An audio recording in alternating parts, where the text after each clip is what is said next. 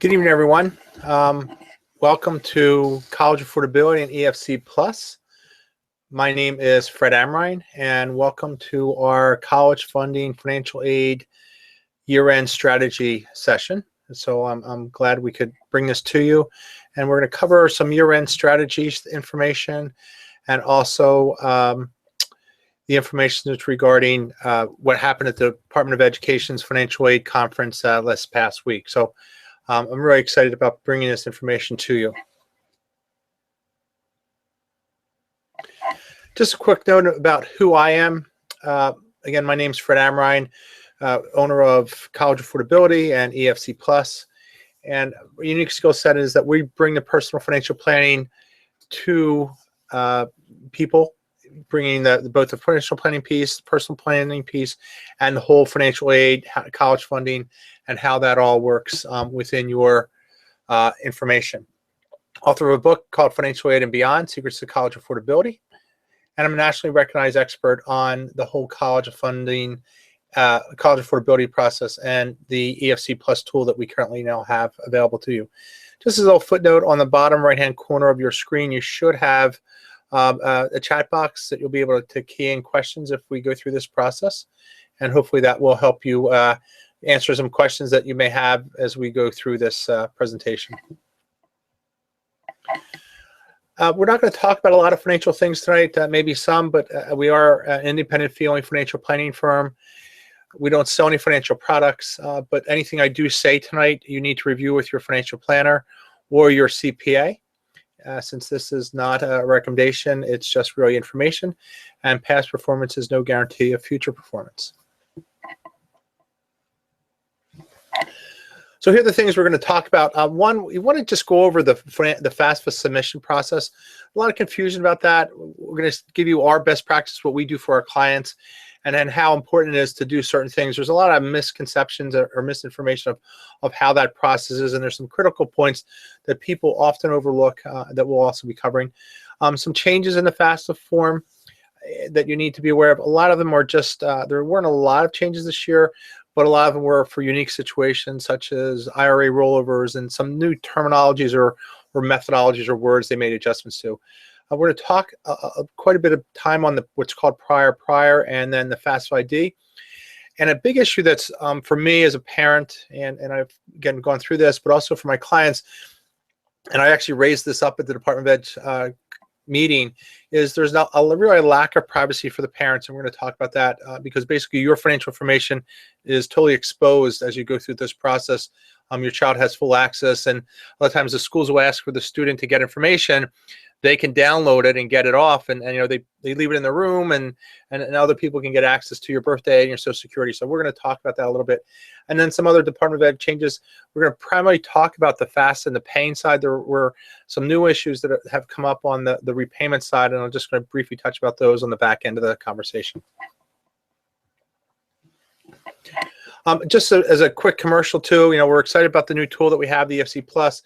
But this is a set of webinars that are coming up. So we have this year-end planning night tonight. We have a Paying for College night next Wednesday night if you want to attend that. And then we'll have check again the website for the different dates of these and sign up. We have a Complete Your FAFSA night that's coming up. And then in April, I think it's the first Saturday in April, we have Understand Your Award Letters. I think it's April 2nd. And again, these are all free and hopefully help you through this process. And if you have our tool, it will really make a lot more sense for the numbers that we'll be presenting and how you'd approach this very important decision. So here is what I and what we do here with our clients is a best practice. If you are a current senior, what do you need to do? Is for parents, I had a client today that just trying to get organized and what we need to do, and it's very different for the recurring or returning students versus the first-year student. So the first thing is to be organized as we get through the end of the year, trying to maybe keep your year-end pay stubs. How different is your tax return from 14 to 15, using your 14 taxes as a basis. Some of you will not get certain information such as 1099 on interest rates or distributions, or if you have more sophisticated, K1s and things like that. but try to be as organized as you can, and you want to put an estimate in by the end of January. Again, I review the dates of the different submissions by each school, but most of the schools are around February 1st, February 7th, and February 15th are the most common ones for the FAFSA form. Some of the profile dates are different, so if your schools your child has on their list has profile schools, please look at those. But what we want to do is put in a good estimate in by end of January. There's some pressure to say, oh, first in, first out. Really, I kind of disagree. I'd rather see you get quality in versus, and what I mean by early, if you get it in by mid to end of January, you're usually okay. But what's really more important is getting a good set of taxes done as soon as you can. So again, most times the companies don't have to issue their W-2s until 1/31 of the current year. But being organized and talking to your CPA and trying to get a good 1040 done, and that way I don't need, if you have to pay taxes, it's okay, wait until the 15th. But to get that 1040 as soon as you can, and then go back into the system sometime in mid to late February and updating that information and tying it to your 1040. That is what's absolutely critical, because what happens is the schools start doing their acceptances and then start looking at their award letters, and they're starting to generate them around March 1st. And then by April 1st, you're going to get those award letters. Now, if you don't do a good job there and you have a mistake or error there, what happens is then you'll be using misinformation for the award letters, and that number could change when we go through verification once you commit to the school, which is sometime in May, and now you've made a decision that's incorrect. So what's really important, it doesn't mean you have to pay your taxes. It just means that try to get a good 1040 done. When you go into the system to update that FAFSA form, it's called a correction. So that's the other problem, is it's not just an update to start a new one. You just have to go in and do the correction. And then the system will then have the opportunity, once you pay your taxes, if you're getting a refund, the DRT, what's called the data retrieval tool, will become available for you. That turns on a switch in the FAFSA system.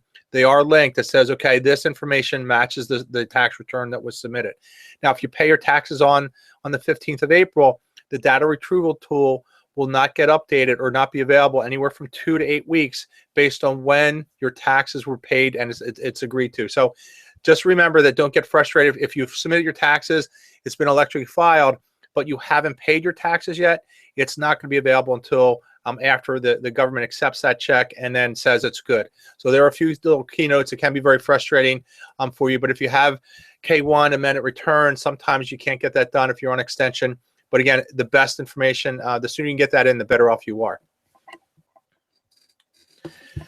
So here are the major changes that are happening on the FAFSA form this year. I think one of the most important and best things from the consumer standpoint is the college list. So in the past years, the schools were able to see all those schools that you've listed on your FAFSA form.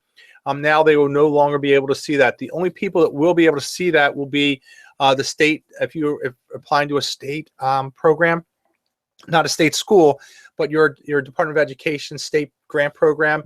They will be able to see the full list. So that is the only people that will be able to see that this year. But all the other schools will not be able to use that against you or for you as they try to see what other schools you're competing. Now, on the profile, they will be able to still see the other schools, but on the FAFSA form, they will not be able to see that. So your ranking in order you put the schools in, it won't be important.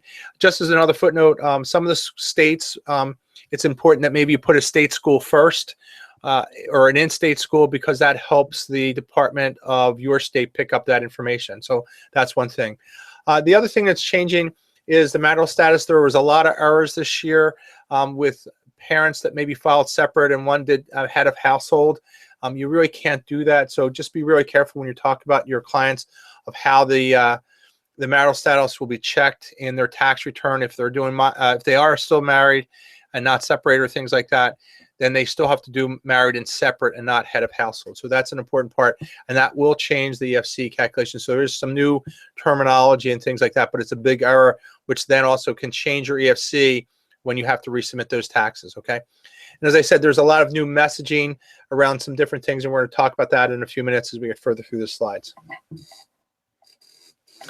So I said to you, the college list is no longer, or it is a top secret in the sense from the school standpoint. From you as a consumer, it's really worked to your benefit. So make sure you also, the big thing that we heard at some of the conferences, be very careful when you have multiple schools with the same location or same name but different campuses.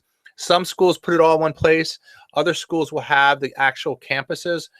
Because they won't be able to see the other schools, they used to be able to correct that for you this coming year, because they won't be able to see that if you put an example, a certain state school, and you're applying to one campus and you put in the wrong code, they won't be able to check, verify that. So it'll look like you didn't submit a FAFSA.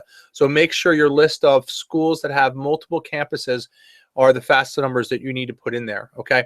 Again, the states will get the entire list, and also the CSS profile will get the entire list. Now, what will be interesting, we're still waiting to see with the changes with CSS profile, how that will be affected next year with prior. Changes in the marital status thing. Again, the fields need to be updated. There is a lot of confusion. There is a lot of errors that happen here.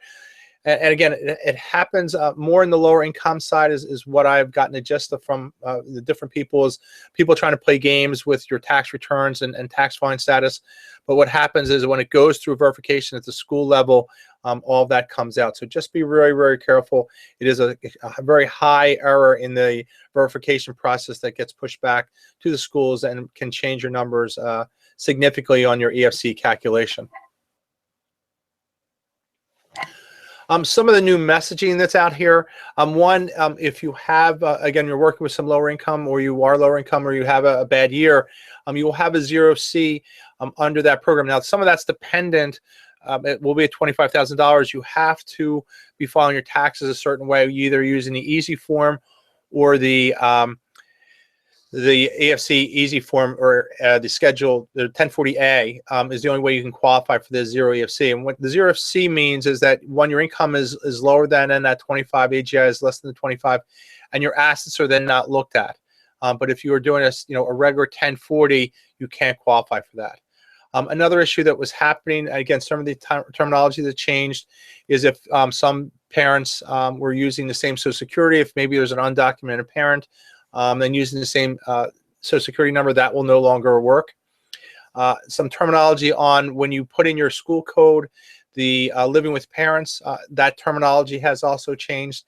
And also an IRA, there's a lot of issues on how the information was set on the FAFSA form with IRA rollovers. So if you've done an IRA rollover, there were some issues with how the IRS and that data retrieval process was working, and they've improved that.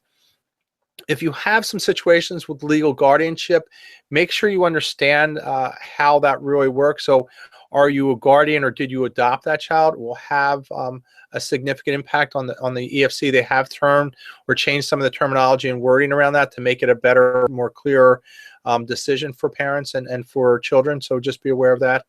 And then a lot of the data retrieval messages have also changed to, again, improve the process, and some of the delays that I talked about earlier of when you can file your taxes, and it has to match exactly. So, if you have when your tax return is on one number, or maybe you've moved since you filled out the applications, or what your tax return is going to say, it has to match it exactly. If it has a middle initial, if it has street versus ST, when it goes through the data retrieval process, all that information has to match up to what you have on your tax return.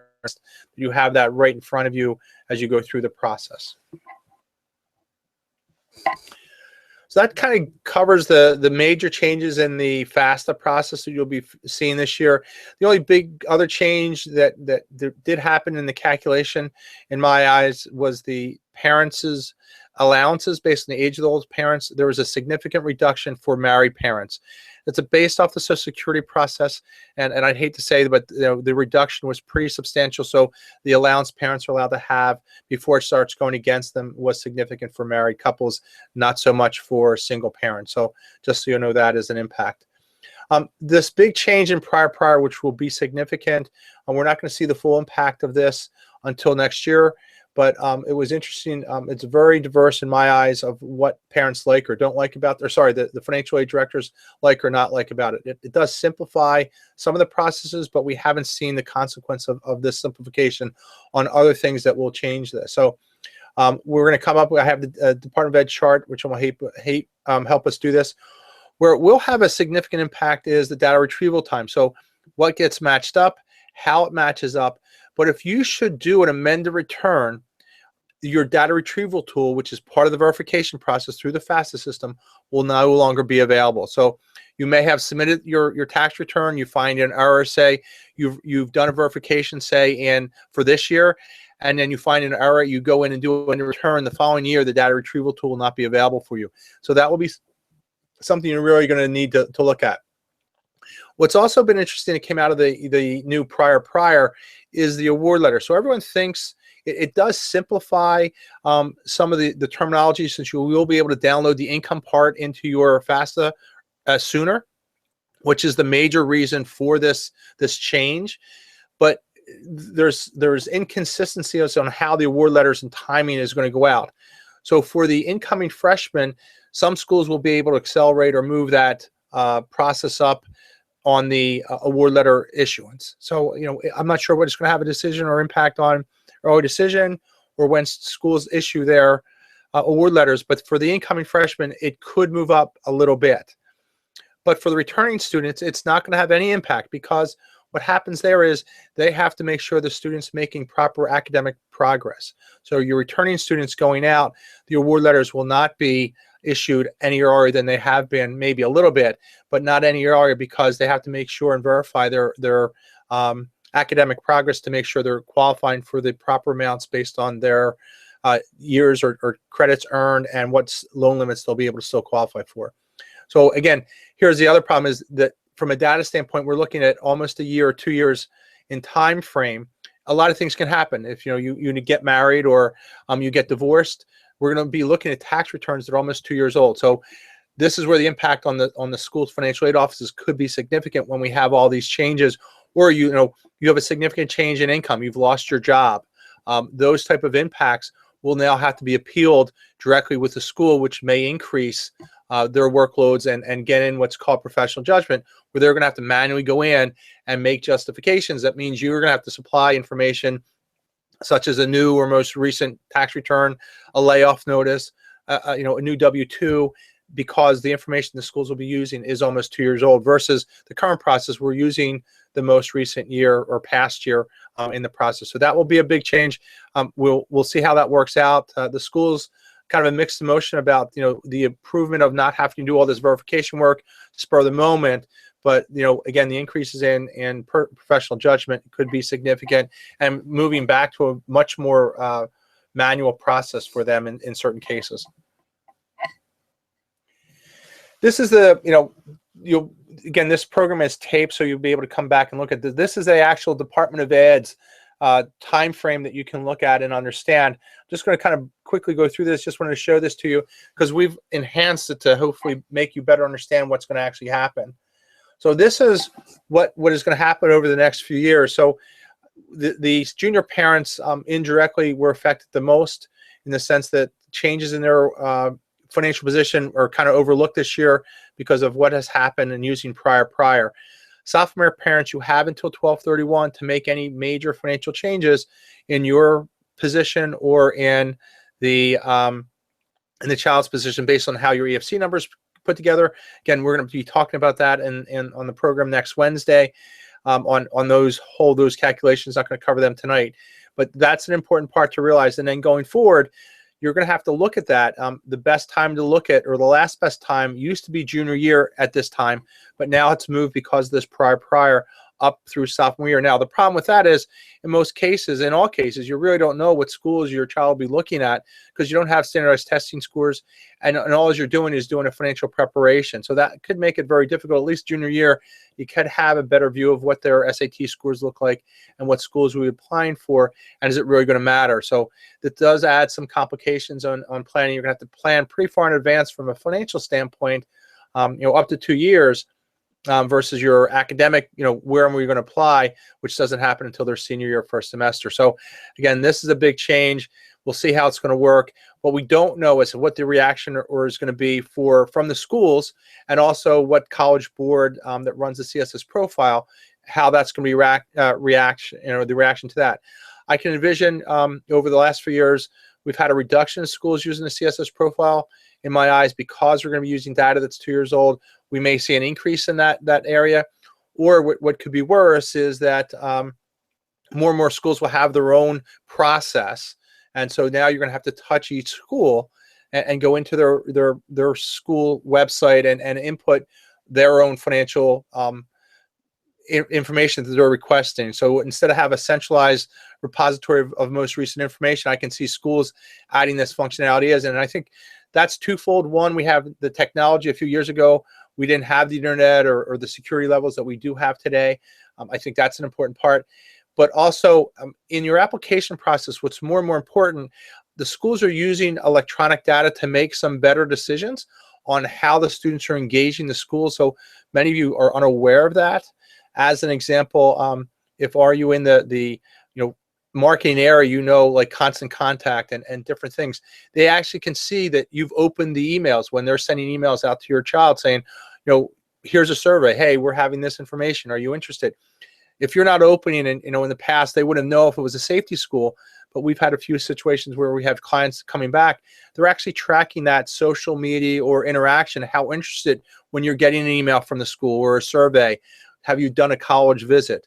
All that information is being tracked as part of their decision process. So adding in the financial piece, how interested are you in our school? And are you going to be applying for more financial aid because we need more information? I can envision the schools adding this as part of a layer into their decision process if you're engaged in and how important the schools will be to you. So again, that's something else that's coming up. Here we're starting to get into the parents' privacy. So on May 10th of this year, the old PIN number, 4-digit PIN number, was replaced with what's called the FAFSA PIN or FSA PIN. What you have to do to go through this process is, fill out the information. It still has to link to Social Security. All that has to happen. But then you come to, at the end, 2 questions that are system generated, and then 2 questions that you have to then create, that you create the questions and answers for. And then you also have to give a date that's pertinent to yourself. So that's an important part to realize. It can't be a birthday, so it should be like a grandparent's birthday or a parent's birthday. It cannot be your own personal information. So that's really, really important. On our website, if you go out to YouTube, we do have a 3-minute video that explains the process, so you can go out and do that. It is a legal signature. This is really, really important and was kind of pointed out at the conference. That is their electronic signature. So in essence, you as a parent can't do that. Now, the problem with this, from my standpoint, is that once that child has created this information, they then have access to the FAFSA system, and then they can see the fields like your birthday, both of your parents' birthdays if you're still married, your Social Security numbers, your income, your assets. That whole FAFSA information is available to them. So you just need to be very, very careful. Now, how or could you avoid that situation? Legally, again, this is their signature, but to protect yourself, what you could do is create a signature. It's linked to your email address. So you, as one parent, the parent is going to have an ID, and the student's going to need an ID. For one ID, you use the mother's ID or use the mother's email. And for the child, if they haven't created themselves, you could then use another parent's ID, and the student really wouldn't know what their ID was, and you could work that through that. Now, granted, it is their legal signature. You need to be very careful. This is, I'm not recommending that, but to protect your privacy, it may be one way that you could consider it, but you have to make sure the student is aware as you go through this process how to sign or get their FSA ID. If it's already established, you will not be able to change that. So that is a problem for you. So I just kind of covered that. As I said, it is a legal document. It is their signature, so you have to be aware of that. But again, they have full access. I did raise it to the Department of Ed and actually asked them when are they going to start considering the parents' privacy, because if you haven't been through the process, you as a parent will not have access to their grades unless the student gives you access to that. The student has all the rights. So you need to just be aware of that. It is an increasing concern. I've had one incident on myself, and there's been some other instances that I'm aware of where students go into there, and, the school requires, documentation or backup, and they go into the system and print out that FAFSA form and now bring it in. It's sitting on their desk, and you don't know who's in their dorm room, and all of a sudden all this personal information is sitting around, and it's your information. So just, again, have some conversation with your child and expect, just take some precautions and have some discussions with them. Again, the process has the student owning the whole process as they go through it.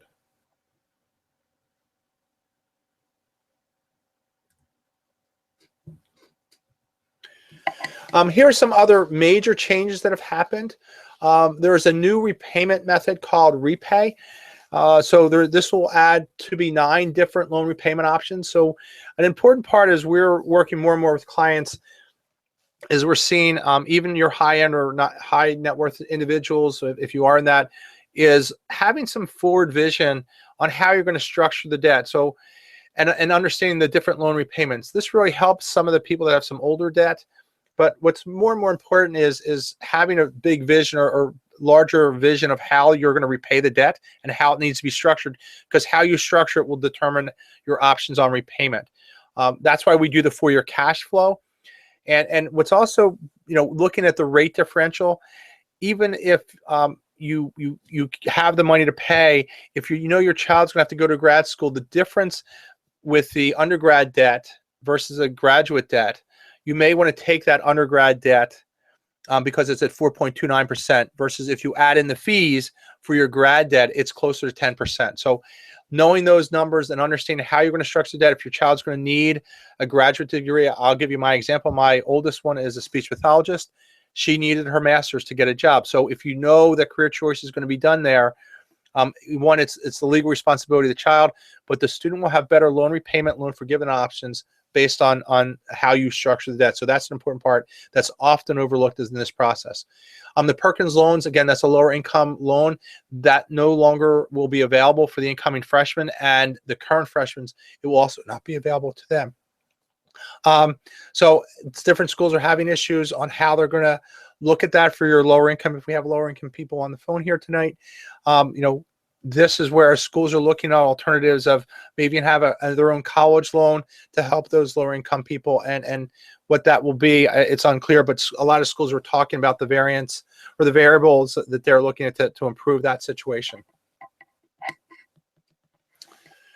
As I just got through, I think it's an important part in this whole program that we often overlook is understanding the cash flow. So what we're seeing is, again, a lot of people are transferring. This is a very emotional decision for a lot of parents and students, but financial reasons is the highest reason for students transferring. About 35% of the students will transfer within the first 2 years, which then results in loss of credits, which then is going to extend their graduation date. So that's an important part that you need to recognize and really look at your numbers before you make a decision on your schools. Having a 4-year plan is absolutely critical in our eyes, and it's kind of why we do it. And it actually may help you if you have multiple children based on your timeline. It could make some schools much more affordable when you look at the numbers.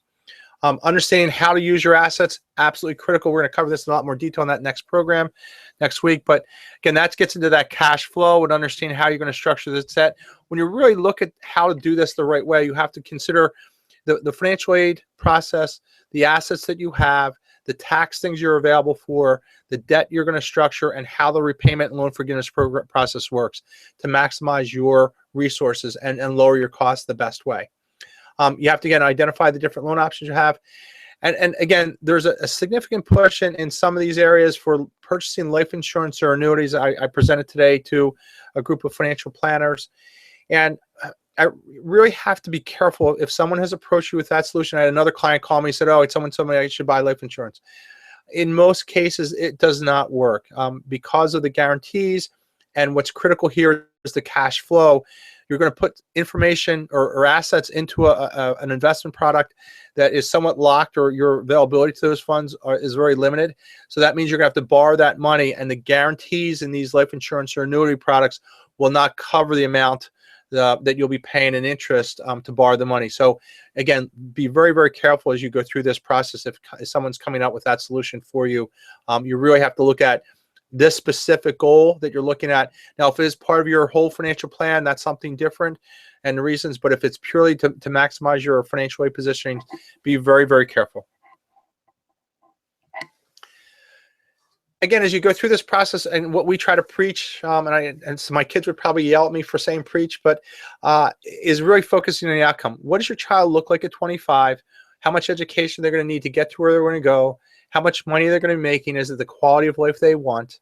And how does their debt structure look like? Whose legal responsibility is?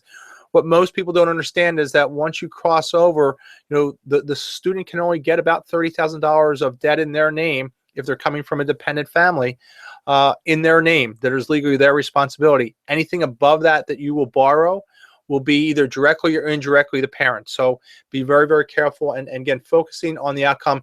The best way to save money is for them to have a plan and be graduating within 4 years. And how do you do that? And then having discussions on what education requirements there are, what's that job pay, what's the probability of the jobs being available on the careers that you're looking at. And an important part, I have mostly, I think, parents that are, parents and guidance counselors. An important part for me is visiting the career centers. You go through this process. If your child doesn't know what they want to be, how can they help them decide? I was talking to Ohio State University today, financial literacy program, and making that decision by the first semester, he had said, actually, I consider the first year avoids the risk of that child being there an extra year. So getting out in 4 years is the best cost-saving thing you can do. So the sooner they can decide what career they're headed for, the better off they will be financially.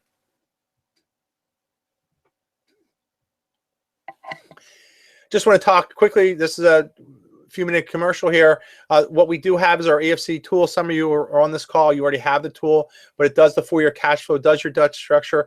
What's unique about the tool also, it's going to help parents once they receive, because it is kind of a mystery of how the schools will award their different students. It does a full award analysis and help you through that process, making a better system.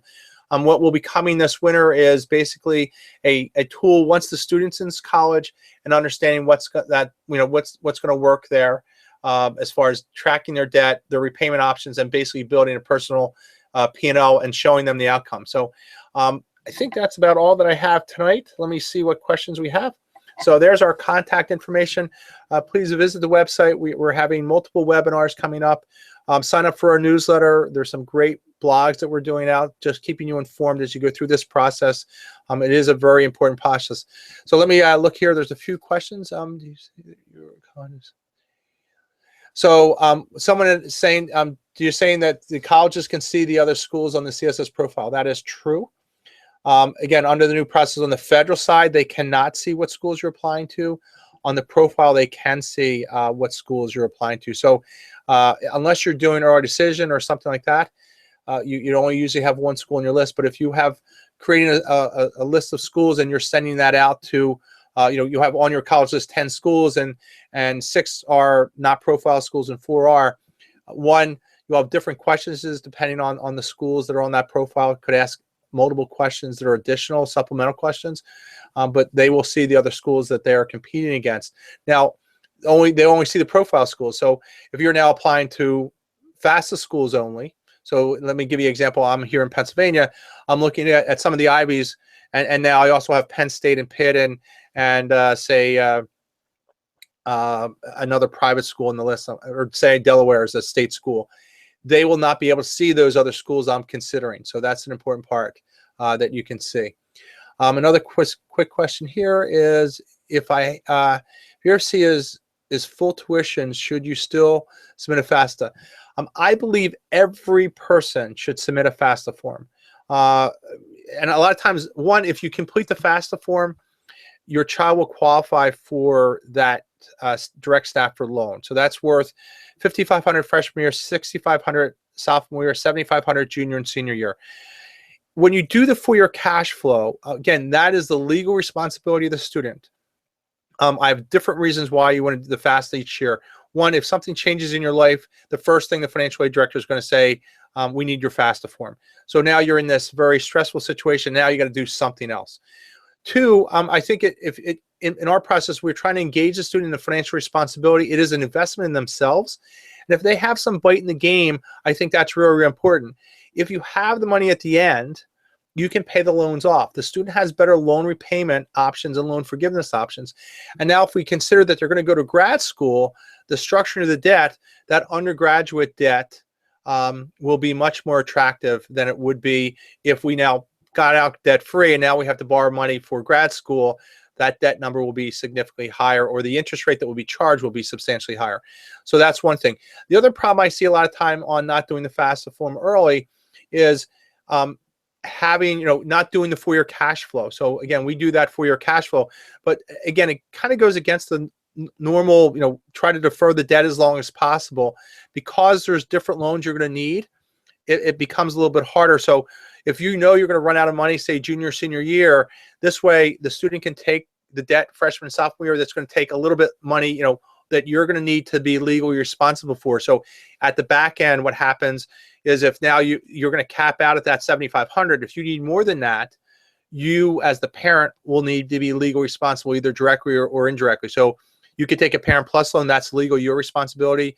You could take a private loan, which you're going to have to co-sign, or maybe you're going to take a home equity based on the cost of money. They're the things that you need to be looking at. Okay. Let's see. Look at a few other questions here. Guess this isn't happening yet. I don't see the full question here. Let me see if I can get that. I can't see the one question that's above here. There's one other question on prior. So I just want to go back to prior. And this is for people that either are on the call, but I think this is an important part on the prior of how things have changed and how far in advance on at least the financial side. And I think that becomes a bigger problem for many parents, and especially college planners and also the guidance counselors. In the past, most of the schools, parents are looking at current year at what their financial decisions they need to make. That has moved all the way up to first semester of your sophomore year. If you make any adjustments after that, it's going to affect multiple years in college going forward. So you have to do some pre-planning. Again, another big misconception is using 529 plans or only pre-college events. I would tell you that is not true. Depending on each states that you're living in and how that's going to work, that becomes an issue for you. So you need to be open-minded. As I said, there's 4 or 5 things you need to be looking at as you go through this process, between the financial aid process and how that's going to change with multiple children. And we do a timeline in our process, the tax structures and what you qualify for. Again, we'll cover a lot of these things in that paying for college. And then, how you're going to structure the debt and what the loan repayment options. That all has to come together for you to make the best college decision, on top of the academic programs you're looking at and the environment your child's trying to get into. So again, some pre-planning really needs to be, that's probably the biggest change. And what may make this even worse, I guess, or more confusing, is from a federal government standpoint, these are the rules that will be in place. The schools, as they are individual entities, and they will be the schools that use the CSS profile, and some schools have their own process, is, what is that? How's that going to work for us? You may actually have 2 sets of numbers now that the schools are creating their financial awards around, and some will be the federal programs, which will use prior, and then the school's individual funds or scholarships or grant money will then come through the secondary process they're asking.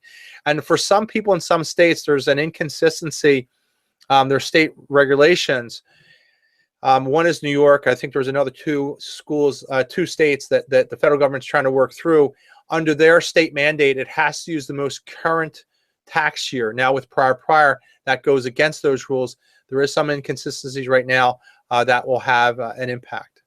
Some other questions here is, do 529s impact my merit money for high-income parents? No. What has to happen for 529 money, your entire family amount has to be reported. So if you have 3 accounts, you have 3 children, and now you have $25,000 in each of those accounts, the $75,000 would have to be reported for your assets under, as part of your asset calculation. Now, everyone freaks out about this, and that's why the annuity and life insurance gets to be a problem. You have to, look at cash flow. That's what's important. What happens there is, one, under the parent side, you have an allowance, depending on the age of the oldest parent, and then what the school's gifting policy. And so say we have, I'm going to take a better number, let's take $100,000 as a number. And now, based on the allowance, we're allowed to have $30,000. So now only $70,000 is going to be affecting us from a financial aid standpoint. And now only 5.6%. So of that $100,000 that's out there, that's going to affect my financial aid by, $3,500, $3,400. And then what the school gifting policy is, what they meet of need. So again, don't overlook that, and don't, a lot of money can be in your name and it's going to have minimal to no impact, but you need the cash flow, because if you lock it up, you don't have the money and now you're gonna have to borrow the money to get it, or if you want to get the money back, the penalties are severe. So just understand how that's going to work for you. But on a merit basis, actually what we're seeing, and that's also part of the EFC Plus tool, is that matrix. We have an enrollment management matrix. Your ability to pay is becoming more and more important in the admission process. So just so you know that. One or two other questions here. Is the FAFSA file only by the parent in student's household correct? Yeah, if we have one of the questions, it's all linked to the IRS system. So under the new rules, because it's linked that way, if you have divorced or separated parents, again, if they're separated parents, they have to have separate addresses. They can't be found married and separate and have the same address. That's the one thing that has to happen. But you have to then look at what their EFC is, both parents, and that can be good or bad. We had some clients last year where we did some, last 2 years actually, where the parents had to make a conscious decision. One parent had a much lower EFC versus a higher EFC number. But as I just said, the ability to pay is becoming more and more important. And now we actually used in one or two of the cases higher EFC numbers, or the higher income family, because the parents made a decision that they wanted to have a better chance of getting into certain schools because of their ability to pay. Again, the pressure to lower your EFC, think you're going to qualify for more, means there are going to be less and less spots open for those children to get into those schools. So hopefully that helps a little bit in the discussion that you're going to go through if you have those divorced situations. And then sometimes we come across some college planners that talk about this. There's a divorce decree that certain parents get certain things. Hopefully you have parents that can work together there for the benefit of the child. And it may go against what the benefits of taking the child as a dependent, but it's going to maximize that child's potential in financial aid, and having a deduction and how that's going to work for the financial aid process. Again, it's for the benefit of the child and not their personal financial well-being. So again, hopefully you can have open discussions about that. But again, my rule is who's ever going to claim the child on their taxes is who's going to be submitting the FAFSA form. That's an important part. And I can't see this one message again, but we've gone through everything. Let me see if I can get that down. I think that's all the questions we have. Again, this will be taped, and then next week we have the Paying for College, and then in January we'll have to complete the FAFSA form. And the product, the EFC tool, does have a FAFSA answer key that will become available once we're, once the FAFSA form is released, which is January 1st. So hopefully you've enjoyed the program. Thank you so much, and I hope to talk to you soon. And have a good night. Have a nice holiday also if we don't talk. Good night.